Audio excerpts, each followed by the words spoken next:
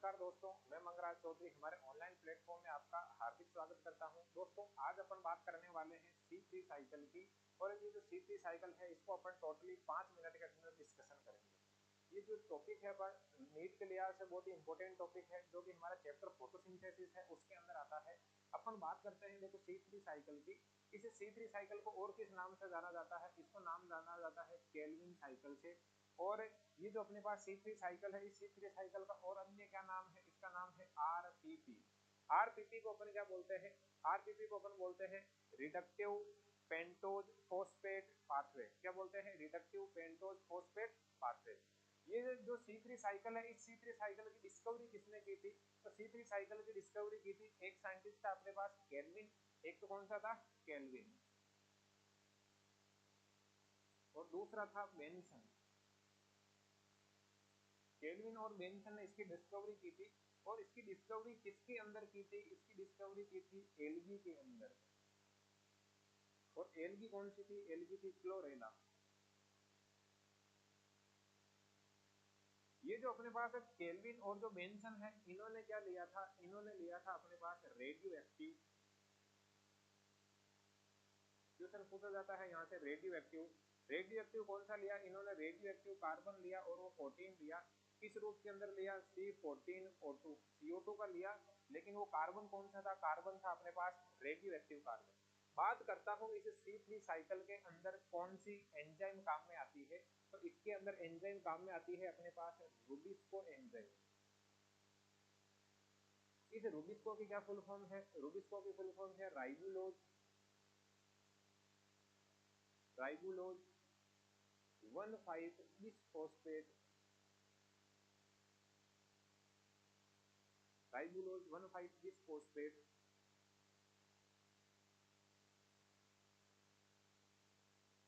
Carboxylase oxygenase. Ribulose 1,5 bisphosphate carboxylase oxygenase.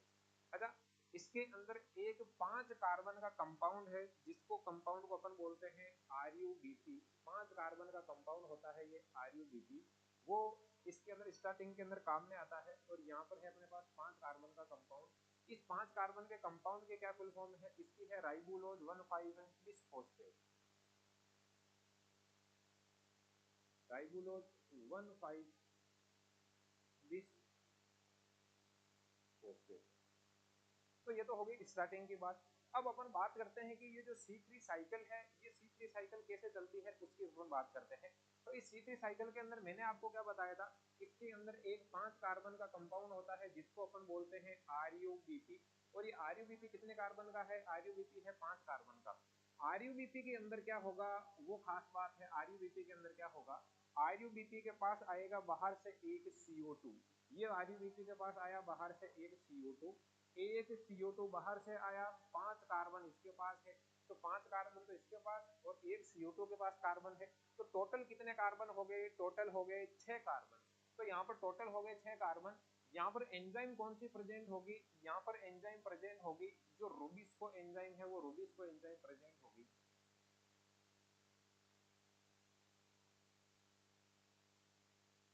यहाँ पर enzyme present होगी रूबिस्को। अगर 5 कार्बन का तो ये और एक कार्बन यहाँ से आया, तो टोटल कितने कार्बन हो गए? 6 कार्बन हो गए। लेकिन इसके अंदर जो फर्स्ट प्रोडक्ट बनता है, फर्स्ट प्रोडक्ट कौन सा बनता है?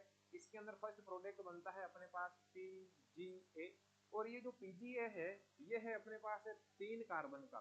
तो 3 कार्बन का फर्स्ट स्टेबल प्रोडक्ट बनता है। और फर्स्ट स्टेबल प्रोडक्ट कौन सा है? PGA। अरे ये फर्स्ट स्टेबल प्रोडक्ट PGA है, ये कितने कार्बन का है? 3 कार्बन का। इसी वजह से ये जो अपने पास साइकिल है, इस साइकिल का नाम भी क्या रखा अपन ने? C3 cycle. क्यों रखा C3 साइकिल? क्योंकि इसके अंदर जो फर्स्ट स्टेबल प्रोडक्ट है वो कौन सा बनता है? 3 कार्बन का बनता है। अगर इसके बाद में ये जो PGA है, इस PGA का क्या होगा? PGA का होगा रिडक्शन होगा। और रिडक्शन होकर ये क्या बन जाएगा? ये बन जाएगा BPG।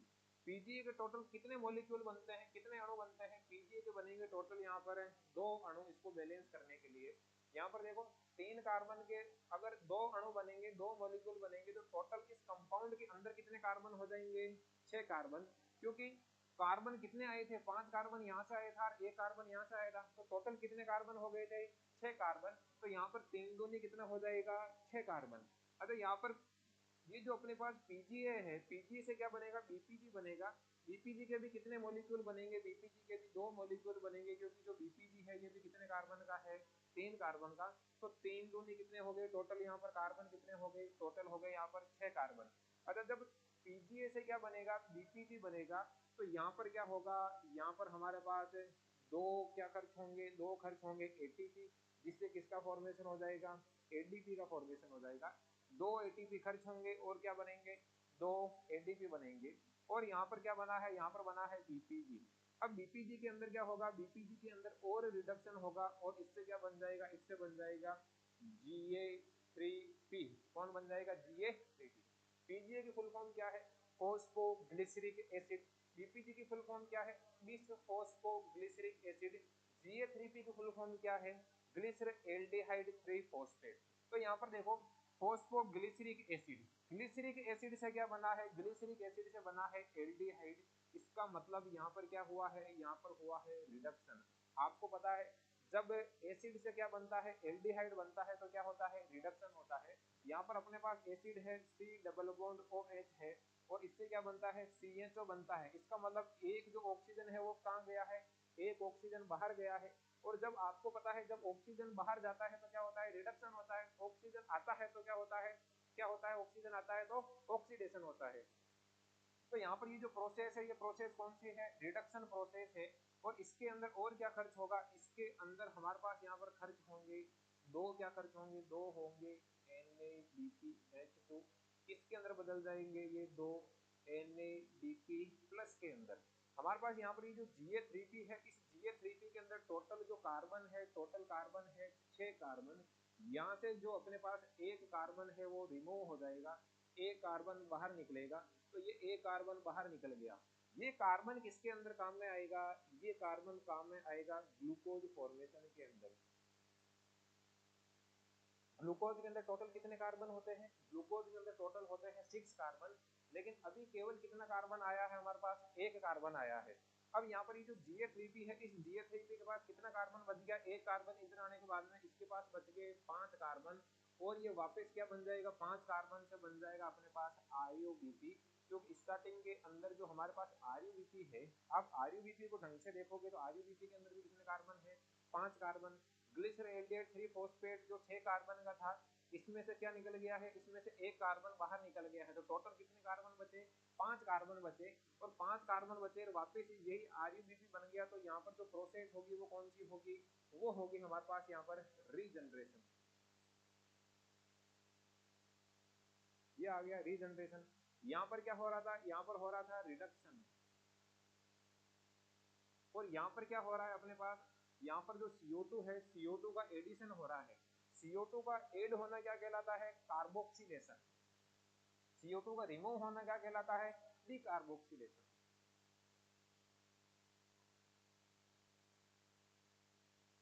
तो यहाँ पर क्या हो जाएगा, यहाँ पर हो जाएगा कार्बोक्सिलेशन। अब जब यहाँ पर GA3P से क्या बनेगा RuBP बनेगा, GA3P से RuBP बनेगा तो यहाँ पर क्या होगा, यहाँ पर हमारे पास एक ATP क्या होगा, एक ATP खर्च होगा। और किसके अंदर बदल जाएगा, ये बदल जाएगा एक ADP के अंदर। अब देखो एक बार वापस देखते हैं इस C3 साइकिल को, इस प्रोसेस के अंदर क्या क्या हुआ है। सबसे पहले अपन देखते हैं हमारे पास यहाँ पर एक कंपाउंड होता है और कंपाउंड का क्या नाम है RuBP, जो कि 5 कार्बन का कंपाउंड है। इस 5 कार्बन के कंपाउंड के साथ एक बाहर से CO2 आया तो टोटल कितने कार्बन हो गए 6 कार्बन। 6 कार्बन बनने चाहिए, इधर इधर 6 कार्बन बनने चाहिए। लेकिन यहाँ पर जो पहला जो स्थायी उत्पाद है फर्स्ट स्टेबल प्रोडक्ट है, वो केवल 3 कार्बन का बनता है और उसको अपन बोलते हैं फॉस्फोग्लिसरिक एसिड। जिसके कितने मॉलिक्यूल बनेंगे 2 मॉलिक्यूल, क्योंकि उधर से 6 कार्बन आने हैं तो इधर भी कितने कार्बन बनाने पड़ेंगे 6 कार्बन बनाने पड़ेंगे। तो यहाँ पर क्या हो जाएगा अपने पास 6 कार्बन हो जाएंगे टोटल। जब यहाँ पर पीजीए से क्या होगा, पीजीए से बनेगा बीपीजी। बीपीजी भी कितने कार्बन का होता है 3 कार्बन का होता है। तो इसका टोटल मॉलिक्यूल कितने बनाने पड़ेंगे अपन को 2 मॉलिक्यूल बनाने पड़ेंगे। और इसके टोटल 3 इंटू 2 कितने कार्बन हो गए 6 कार्बन हो गए। जब यहाँ से इधर जाएगा तो 2 एटीपी खर्च होंगे, 2 एडीपी में बदल जाएंगे। बीपीजी से ग्लिसरॉल्डिहाइड 3 फॉस्फेट में जाएंगे तो 2 NADPH2 खर्च होंगे और 2 NADP प्लस में बदल जाएंगे।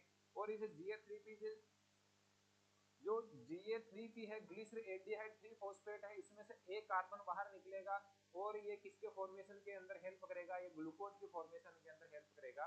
एक C3 साइकिल चला, एक C3 साइकिल चला तो मेन बातें यहाँ पर क्या है, एक C3 साइकिल चला तो टोटल एटीपी का कितना एटीपी का फॉर्मेशन हुआ, 2 एटीपी तो यहाँ पर, सॉरी फॉर्मेशन नहीं हुआ, यहाँ यूज हुआ, 2 एटीपी का तो यहाँ पर यूज हुआ और 1 एटीपी का यहाँ पर यूज हुआ। तो एक केल्विन साइकिल के अंदर 3 तो किसका यूज हुआ, 3 तो एटीपी का यूज हुआ।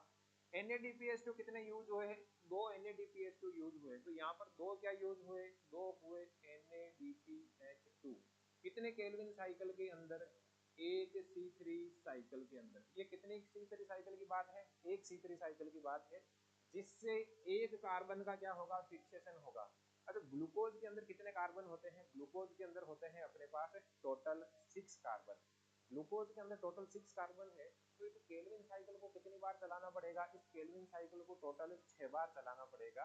अगर केल्विन साइकिल को मेरे को 6 बार चलाना पड़ेगा तो एक ग्लूकोज के फॉर्मेशन के लिए टोटल कितनी केल्विन साइकिल चलेगी, 6 बार केल्विन साइकिल चलेगी। तो टोटल एटीपी कितनी खर्च होगी, टोटल जो एटीपी खर्च होगी हमारे पास, टोटल एटीपी कितनी खर्च होगी, तो एक में 3 एटीपी हो रही है तो 6 साइकिल में कितनी होगी, 6 साइकिल में होगी 18 एटीपी। एक केल्विन साइकिल के अंदर 2 NADPH2 खर्च हो रहे हैं तो टोटल कितने NADPH2 खर्च होंगे 6 साइकिल के अंदर, 12 NADPH2 क्या होंगे खर्च। अगर हमारे को क्वेश्चन पूछ ले, क्वेश्चन क्या पूछ ले, क्वेश्चन पूछ ले कि अगर एक 4 कार्बन का कंपाउंड बनाना है तो केल्विन साइकिल से बनाना है कितने एटीपी खर्च होंगे, तो 4 इंटू क्या कर देंगे अपन, 4 इंटू 3 कर देंगे और 4 इंटू 2 कर देंगे।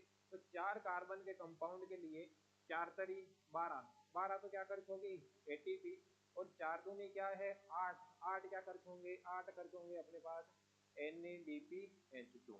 तो ये किसकी बात हो गई है, ये बात हो गई अपने पास केल्विन साइकिल की, जिसकी 3 प्रोसेस होती है, कार्बोक्सिलेशन, रिडक्शन और रीजनरेशन।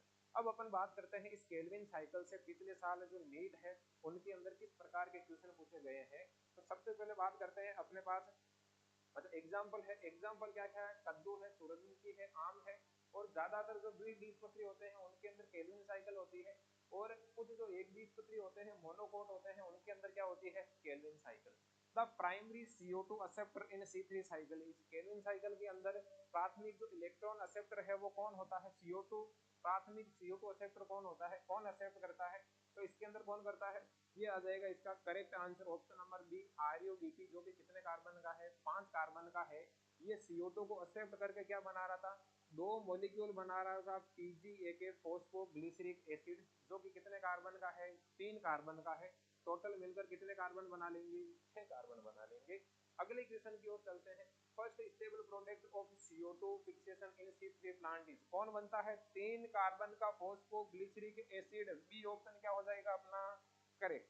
अगले क्वेश्चन की ओर चलते हैं। Which enzyme catalyses the carboxylation reaction of the Calvin cycle, कौन सी एंजाइम होती है, कौन सी एंजाइम होती है भाई, एंजाइम होती है अपने पास है रूबिस्को एंजाइम। अगले क्वेश्चन की ओर चलते हैं। केल्विन साइकिल अकर इन, कहाँ होती है केल्विन साइकिल, केल्विन साइकिल है अपने पास डार्क रिएक्शन का भाग। ये अपने पास यहाँ पर क्या है, ये अपने पास जैसे एक क्लोरोप्लास्ट है, इस क्लोरोप्लास्ट के अंदर क्या होता है, इस क्लोरोप्लास्ट के अंदर ये वाला तो क्या है, ये वाला अपने पास ग्रेना है, ये वाला भी अपने पास क्या है ग्रेना। इस ग्रेना के अंदर क्या है चलती है, लाइट रिएक्शन चलती है। बाकी ये जो मटेरियल बच गया इसको अपन क्या बोलते हैं, इसको अपन बोलते हैं स्ट्रोमा। और इस स्ट्रोमा में क्या चलती है, इस स्ट्रोमा में चलती है अपने पास डार्क रिएक्शन। और इस डार्क रिएक्शन का भाग कौन सा है, डार्क रिएक्शन का भाग है अपने पास केल्विन साइकिल, जिसको अपन बोलते हैं C3 cycle.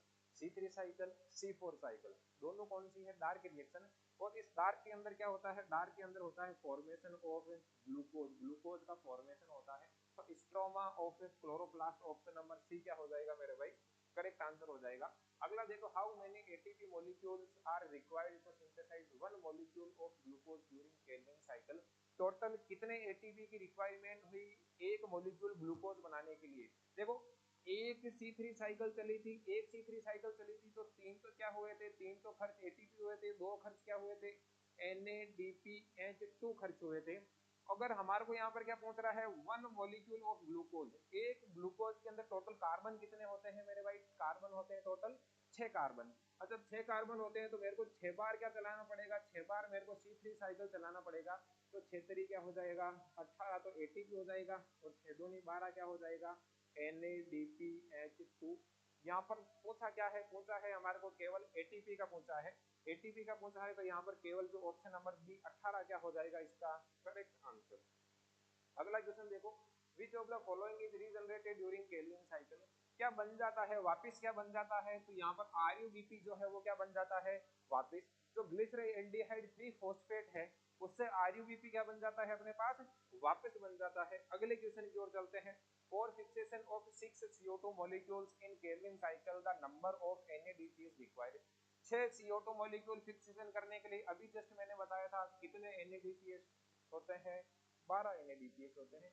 Kelvin cycle is also known as, Calvin cycle को और किस नाम से जाना जाता है, इसको नाम से जाना जाता है रिडक्टिव पेंटोज फॉस्फेट पाथवे।